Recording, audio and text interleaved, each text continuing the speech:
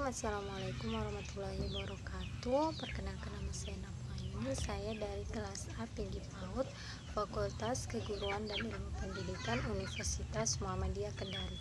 Baik, di sini saya akan menjelaskan materi tentang kewirausahaan. Langsung saja kepada materinya. Yang pertama, place, di mana dan kepada siapa produk tersebut secara efektif dan efisien dapat memperoleh pelanggan, atau biasa itu disebut dengan taktik.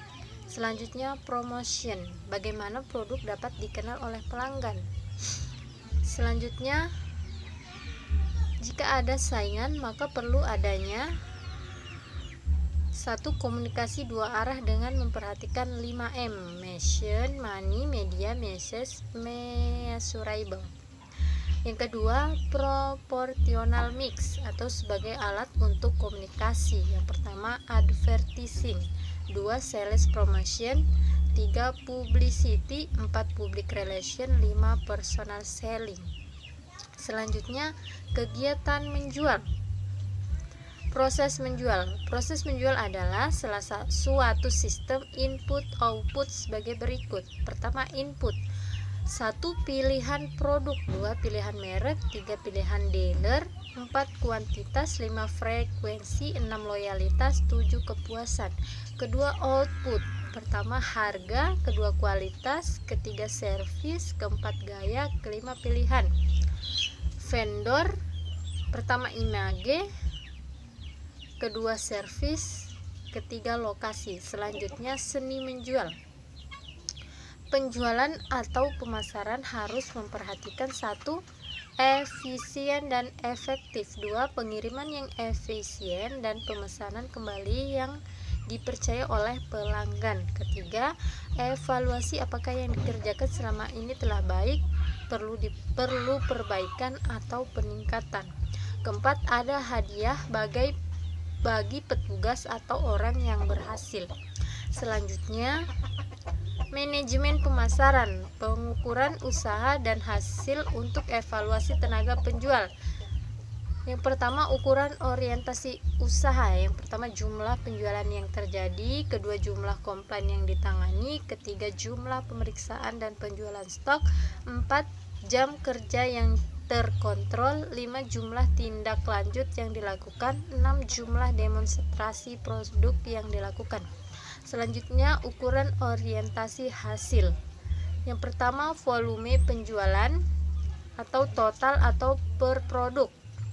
Kedua, jumlah penjualan relatif, penjualan dibandingkan dengan kuota yang ada. Ketiga, profitabilitas penjualan. Keempat, jumlah akun baru. Kelima, jumlah stok yang keluar. 6, jumlah partisipasi distribusi dalam program. 7, jumlah akun yang hilang. 8, persentase kenaikan volume atau key accounts. 9, jumlah konsumen yang komplain. 10, rasio penjualan sampai investasi distributor. Selanjutnya, kegiatan menjual. 6, langkah sukses dalam menjual produk atau jasa bisnis. Yang pertama, punya cita-cita atau impian yang kuat walau dengan modal yang kecil. Jadi harus cita-citanya itu harus kuat walaupun dengan modal yang kecil. Yang kedua, kumpulkan daftar nama calon relasi atau pelanggan Anda. Yang ketiga, buat janji dengan mereka untuk bertemu guna mempresentasikan produk dan bisnis Anda. Yang keempat, adakan pertemuan, presentasikan bisnis dan produk Anda. Dari situ Anda mempunyai kesempatan untuk memperoleh relasi dan pelanggan baru. Yang kelima, beri contoh. Anda juga harus menggunakan produk yang Anda jual tersebut. Jadi kita kalau menjual produk, kita juga harus menggunakan sebagai contoh supaya pelanggan juga melihat, oh begini hasilnya. 6, gunakan alat bantu. Gunakan, ikuti, baca, dengarkan CD, kaset, buku, brosur, dan lain-lain. Kedua, ikuti pertemuan, pelatihan, dan seminar yang relevan. Selanjutnya, pelayanan pelanggan yang sempurna. Yang 1, urutan customer service. A, ketersediaan produk harus tersedia. B. Penawaran segera. C. Perwakilan atau agen. D. Keadaan pesanan. E. Sistem distribusi. F. Waktu pengiriman. G. Penetapan harga. H. Perdagangan. I. Penetapan produk. J. Ketetapan faktur. K. Produk baru. L. Periklanan. Selanjutnya, pelanggan melihat kualitas, bukan sekedar mutu produk, tetapi menyangkut yang pertama kehandalan produk atau jasa. Jadi pelanggan itu memperhatikan apa sih kehandalan produk yang dijual ini. Yang B, konsistensi. C, kecepatan dan ketepatan pengiriman. Jadi pengirimannya itu harus tepat waktu. D. Ketepatan pekerjaan. E. Kesopanan dalam melayani, misalnya menjawab telepon atau melayani secara langsung. F. Nilai informasi yang diberikan, petunjuk bagi pengguna dan lain-lain. G. Reputasi institusi pengiriman. H. Sikap positif staf. Jadi staf itu harus bersikap positif, ramah, harus melayani dengan baik. Selanjutnya, kehilangan pelanggan. Karena biasanya itu kehilangan pelanggan, penjual itu kehilangan pelanggan karena A. Para pelanggan pasif, biasanya 1%. B. Para pelanggan berpindah 3%. Para pelanggan gamang dan mudah berpindah pilihan 4%. D. Para pelanggan mengubah rekomendasi 5%. E. Para pelanggan dapat lebih murah 9%. F. Para pelanggan orang yang mudah mengeluh 10%. G. Para pelanggan pergi karena yang melayani mereka acuh tak acuh dengan kebutuhan mereka. Selanjutnya, keluhan pelanggan.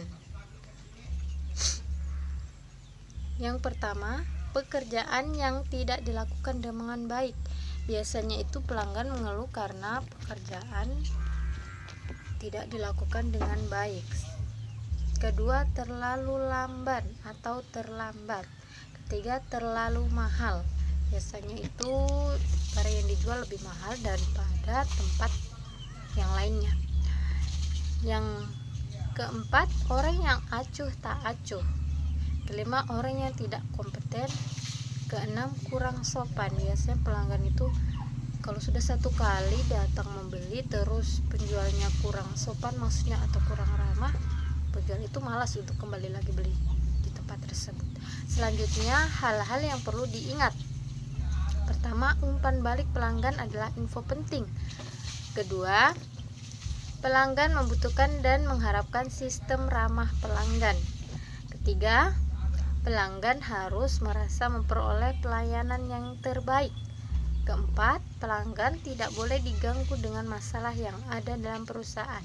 Kelima, perlu menemukan keunggulan yang tepat yang dicari oleh pelanggan. Selanjutnya, hal-hal yang diharapkan pelanggan. A. Kerahasiaan. B. Harga murah. Tentunya pelanggan mengharapkan harga murah. C. Kualitas. Pelanggan juga harus pelanggan biasanya juga mengharapkan kualitas yang baik. D. Kegembiraan. E. Ketepatan waktu. F. Kebebasan memilih. G. Keselamatan dan keamanan. Produk yang dijual juga harus aman ya. H. Status dan prestise. I. Tidak ada keributan. J. Fleksibilitas dan kesopanan. L. Konsistensi dan kehandalan. Selanjutnya, sumber dana dan penggunaan. 1. Sumber data. Sumber data yang pertama pinjaman jangka menengah, kedua dana pribadi, ketiga laba operasi, keempat akumulasi depresiasi. Kedua, penggunaan. 1. Pembeli peralatan. 2. Persediaan. 3. Pengembalian pinjaman. Kenaikan modal kerja. 3. Pengendalian dana. 1. Dari mana dalam perusahaan? A. Intensif. B. Intern. 2. Perhatian, waktu, persyaratan, resiko. Selanjutnya melihat rencana keuangan. Yang pertama neraca, kedua laporan rugi laba, ketiga aliran uang masuk dan keluar. D. Sumber dana. E. Penggunaan. F. Analisis BEP, perencanaan profit. G. Kelayakan. H. Harga batas. Selanjutnya organizational plan, pengembangan tim, manajemen, desain organisasi. Yang pertama struktur organisasi, yang kedua perencanaan, pengukuran dan evaluasi, ketiga penghargaan, keempat kriteria seleksi, kelima training. Bekerja sama dengan orang lain. Yang pertama, orang yang seperti apa yang Anda inginkan untuk bekerja sama. Yang kedua, ceritakan tentang sebuah konflik dengan seorang rekan kerja Anda dan bagaimana pemecahannya.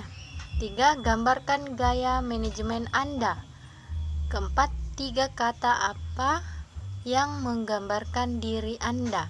Selanjutnya, organisasi yang berorientasi pasar. 1. Orientasi produk, konsentrasi pada produk dengan asumsi produk yang dihasilkan lebih baik dari pesaingnya. Kedua, orientasi penjual, konsentrasi pada teknik penjualan untuk menarik konsumen membeli produknya. Ketiga, orientasi pasar, konsentrasi pada kebutuhan dan keinginan konsumen. Selanjutnya, membangun organisasi yang sukses. 1. Ada job deskripsi dan job spesifikasi. Kedua, direktur menjalankan perannya dengan baik. Ketiga, ada penasehat. Keempat, badan hukum. Peran direktur. 1. Mengembangkan perencanaan strategi untuk mengembangkan usaha. 2. Mendukung kegiatan sehari-hari. 3. Menyelesaikan konflik antara pemilik dan shareholders. Keempat, mengarahkan penggunaan kekayaan perusahaan secara tepat. Kelima, mengembangkan jaringan informasi. Keenam, memeriksa operasi dan capital budget. Selanjutnya, bentuk legal bisnis. 1. Propertyship. 1. Pemilik yang punya liabilitas yang tidak terbatas, mengontrol semua keputusan dan menerima semua profit. Partnership. 2 atau lebih pemilih yang mempunyai liabilitas yang tidak terbatas yang menguasai sumber daya. Ketiga, corporation, usaha yang dikerjakan oleh banyak pemegang saham dengan liabilitas yang terbatas. Selanjutnya, job deskripsi dan job spesifikasi. Job deskripsi, perincian kerja yang dilakukan pekerja. Sedangkan job spesifikasi, keterampilan dan kemampuan yang dibutuhkan untuk mengerjakan jenis pekerjaan tertentu dalam organisasi. Selanjutnya, kepemimpinan. 3 variabel utama dalam kepemimpinan. Pertama, penglibatan. Kedua, pendistribusian kekuasaan. Ketiga, penanaman pengaruh. 2 pendekatan kepemimpinan. Yang pertama, traits approach, yang kedua behavioral approach. Sifat pemimpin. 1. Energi jasmani dan mental. Kedua, kesadaran akan tujuan dan arah. Ketiga, antusiasme. 4. Keramahan dan kecintaan. Kelima, integritas. Keenam, penguasaan teknis. Ketujuh, ketegasan dalam mengambil keputusan. 8. Kecerdasan. 9. Keterampilan mengajar. 10. Kepercayaan. Tipe pemimpin. 1. Karismatis. 2. Paternalistis dan maternalistis. Ketiga, militeristis. Keempat, otokratis. Kelima, laissez-faire. Keenam, populitis. Ketujuh, administratif. Kedelapan, birokratis. Selanjutnya, negosiasi. Negosiasi adalah suatu proses untuk mendapatkan apa yang kita inginkan dari seseorang yang orang tersebut juga menginginkan suatu dari kita. Kapan negosiasi perlu dilakukan?